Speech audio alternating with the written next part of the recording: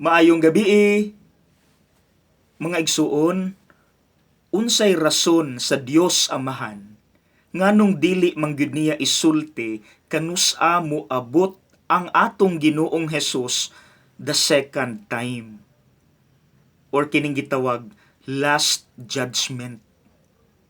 Ang tubag aron dili ta magsalig. Kay naa man gud tay tendency nga dapat kabaluta sa future. Makontrol, mahawira nato dapat ang future aron mubati ta og security. Pero mga igsuon, ang epekto manggod once nakabalo na ta sa exact date sa second coming ni Kristo, maghimo na ta og maayo tungod kay moabot ng pitsaha. So mahulog nga dili kaayo sincero.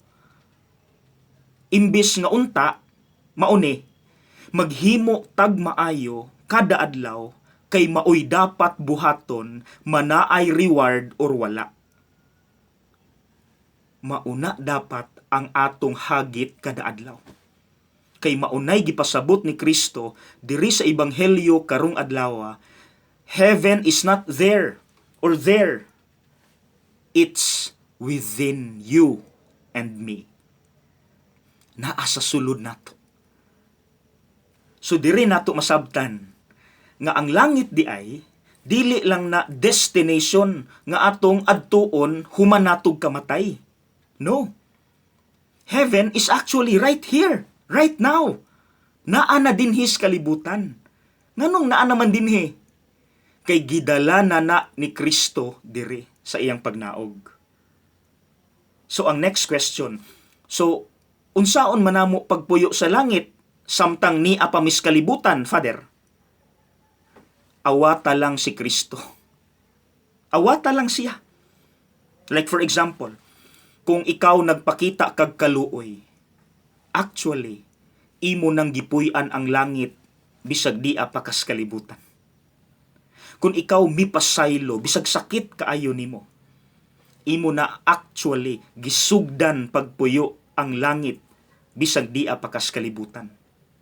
Kung ikaw nahimong honest sa imong pag-eskwela, pagpanarbaho or negosyo, imo na actually gipuy-an ang langit bisag di apakas kalibutan. Ug makumpleto na pag-abot anang second coming of Christ. So mga igsuon, do not wait for heaven.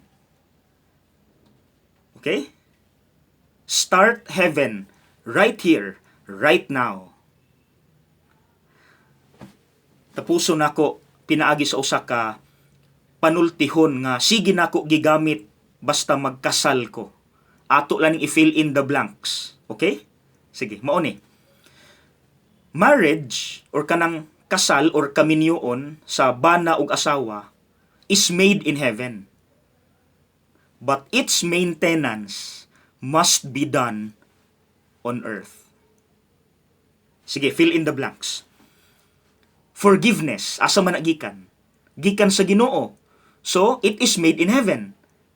Forgiveness is made in heaven. But its maintenance must be done on earth. Humility, kanang magpaubos sa kaugalingon. Asa man gikan? Gikan sa Ginoo. So it is made in heaven. Humility, generosity, charity, mercy, compassion, they are all made in heaven. Pero ang ilang maintenance, diri na dapat buhaton sa kalibutan. Start heaven right here, right now. God bless!